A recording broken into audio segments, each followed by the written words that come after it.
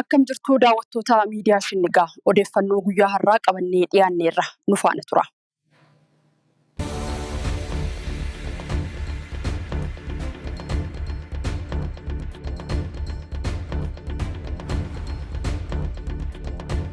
Boorana keessatti piroojeektiin bishaan dhugaatii waggoota dheeraaf eegamaa ture hanga ammaatti xumuramuu dhabuusaa jiraattonni komachaa jiru. Piroojeektiin bishaan dhugaatii Booranaa waggoota 18f eegamaa ture hanga ammaatti xumuramuu dhabuun komii cimaa kaaseera. Jiraattonni naannichaa fi abbootiin gadaa akka jedhanitti rakkoon bishaanii kun hawaasa eeboo keessa tursuu qofa osoo hin taane jireenya horsiisee bultootaa fi loon irratti dhiibbaa guddaa geessisaa jira. Booranaan naannoo horsiisee bultootaati. Yeroo bishaan dhabamu maatiin bishaan barbaacha fageenya dheeraa deemuu dirqamu. Loon immoo dheedichaa fi bishaan gahaa abuurii irraa kan ka'e da'abuu fi du'uu danda'u. Piroojeektiin kun yeroo dheeraaf abdii hawaasaa ture. Haa ta'u malee waggoota baay'eef xumuramuu dhabuun gaaffii iftoominaa, itti gaafatamummaa fi dandeettii raawwii hojii kaaseera. Jiraattonni fi hooggantoonni aadaa qaamoliin dhimmi ilaallatu hojii piroojeektichaa hatattamaan akka xumuran hawaasa Booranaa tajaajila bishaan dhugaatii amansiisaa akka argatu gaafachaa jiru. Dhimmi kun piroojeektii tokko qofa osoo hin taane gaaffii mirga bu'uuraa, tajaajila mootummaa fi dandeettii hawaasa horsiisee bultootaati.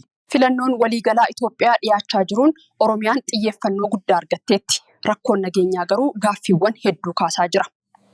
Filannoon waliigalaa marsaa torbaffaa Itoophiyaa waxabajjii tokko bara 2025 gaggeeffamuuf saganteeffameera.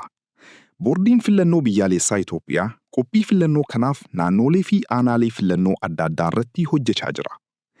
Oromiyaan ammoo filannoo kanaa keessatti xiyyeeffannoo siyaasaa guddaa argatteetti.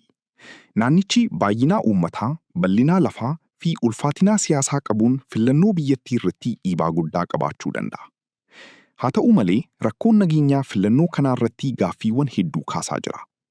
Bakka hedduutti sochiin uummataa, imaalli paartiilee fi hojii duula filannoo haala nageenyaatiin dhiibbaa jalaa galuu danda'a jechuun yaaddoon jiru dabeelaa jira.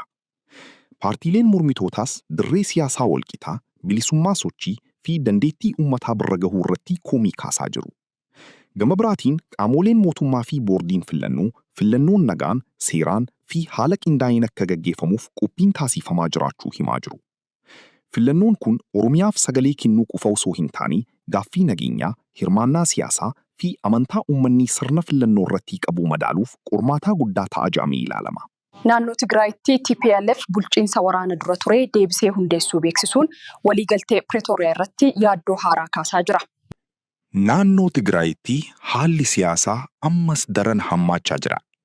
Addi bilisummaa uummata Tigraay caasaa bulchiinsa waraana duraa ture deebisee dhaabuusaa beeksisuun waliigaltee Pretooriyaa irratti yaaddoo haaraa uumeera.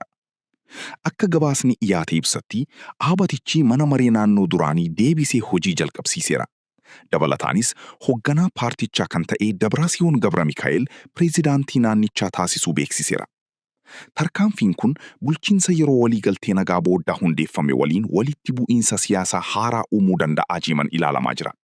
Waliigaltiin Pretooriyaa waraana Tigraay keessatti gaggeeffamaa ture dhaabuuf bara 2022 mallattaa'e. Haa ta'u malee raawwiin waliigaltichaa waggoota darban keessaa rakkoo hedduu keessa tureera. Dhimmoota akka deebi'uu buqqaatotaa, nageenya naannichaa, aangoo bulchiinsaa fi itti gaafatamummaa waraanaa irratti waliigaltiin guutuu hin mul'anne jedhu komii dhiyaataa tureera. Yeroo ammaa ammoo Tigraay keessatti aangoo siyaasaa irratti wal dorgommii haaraa mul'achaa jira. Kunis naannichaa keessatti tasgabbii laaffisuu fi mootummaa federaalaa waliin walitti dhufeenya jiru daran hammeessuu danda'a jedhuun xiinxaltoonni akeekkachiisaa jiru. Jiraattonni naannichaa waggoota waraanaa fi rakkoo namoomaa cimaa keessa darbaniiru. Kanaaf qaamolee siyaasaa hundi garaagarummaa isaanii karaa nagaa fi mariitiin akka furan waamichi dhiyaataa jira. Gabaasni RSF bara kana bahee haalli bilisummaa miidiyaa Itoophiyaa daran yaaddessaa ta'uu ibseera.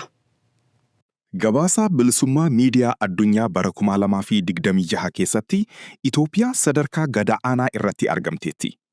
Abbanni gaazexeessitoota daangaa malee haala bilisummaa miidiyaa Itoophiyaa baay'ee ulfaataa jechuun ibseera. Gabaasichi akka agarsiisutti Itoophiyaa biyyoota 180 keessaa sadarkaa 148ffaa irratti argamteetti. Akka gabaasa kanaatti dhiibbaa siyaasaa, rakkoo nageenyaa, himannaa seeraa fi khiyaanaa gaazexeessistootaa hojii miidiyaa bilisaa irratti dhiibbaa cimaa geessisaa jiru. Gaazexeessitoonni tokko tokko waggoota 3 fi himannaa shororkeessummaa waliin wal qabatuun mana hidhaa keessa jiru gabaasachi kaaseera. Kunis haala hojii gaazexeessistootaa fi bilisummaa odeeffannoo irratti yaaddoo guddaa uumeera.